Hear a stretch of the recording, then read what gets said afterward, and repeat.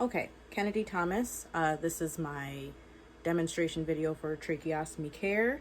I will go ahead and get started. So first I would come in, I would assess the patient, make sure that they are in need of tracheostomy care and suctioning.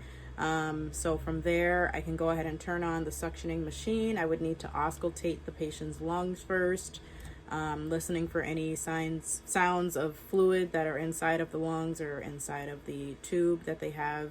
From there, I can go ahead and leave the room. I would need to don gloves and goggles, not gloves, goggles, a mask, and a gown, of course, and gather my supplies. Once I return, I can go ahead and lay out my supplies. Again, I already have the suction machine on. After I've laid out my supplies, I need to go ahead and pour a normal saline solution and lubricant. I could get the suctioning catheter and go ahead and pull that out. I would need to lubricate it and clean it. Making sure that the patient has oxygen, I can go ahead and begin suctioning. I would need to reach into the tube, the inner cannula, and push it in about 6 inches until I feel any kind of resistance. And from there, I can begin suctioning the tube. This tube is also connected to the suctioning machine, but once I'm in there, I would go in and kind of go in a circular motion while I'm cleaning and pulling it out at the same time, and pressing the button for suction.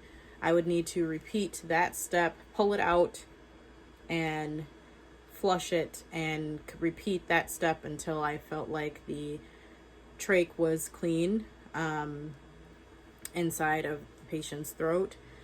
From there, once I am finished, I can take that suctioning tube and wrap it up with my gloves and my equipment, and then I can go ahead and dispose of that. From there, I will go ahead and the suctioning is back to normal, my patient has oxygen, and that all of my supplies have been disposed. So at this point, I can go ahead and begin the actual tracheostomy care. So I would need to take off those gloves I had, do hand hygiene, re-enter the room, and make sure that, of course, my client is in high Fowler's position, and I can go ahead and begin setting up my equipment to do the tracheostomy care. So I would have basically the same thing. I would need a small cup to rinse my supplies in. I would need gauze and cotton swabs and pipe cleaners to clean my supplies, of course, as I'm going through the process. And then I can go ahead and get started. So I will need to pour more saline solution, maybe have my supplies soaking in those. I would need to make sure that my client has a barrier over their chest to make sure that nothing gets on their chest. I need to go ahead and unlock the inner cannula and pull it out at the curvature of the way that it's in. Once I pull that out, I can put that into the saline solution, use my pipe cleaner to clean it out, and kind of rinse it, and then I would need to use a cotton swab maybe to dry it out so that none of that saline got back into the client's throat. From there, I can go ahead and put it back in following that same curvature, and I would need to lock it. With all of my other supplies, I would need to remove the dressing that is under the stoma, and I would need to dispose of that. And I can take a cotton swab or a gauze that was soaking in the saline solution and clean around the stoma lightly, and then also, pat it dry. From there, I would need to go ahead and change the strings around the neck, kind of the tie that goes around to hold the stoma in place.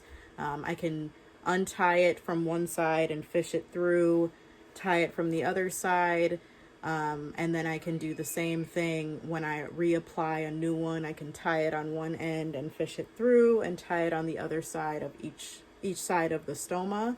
From there, I can go ahead and reapply a new dressing that'll fit right under the stoma, to protect the client's neck and the skin that's around the stoma. And then from there, as long as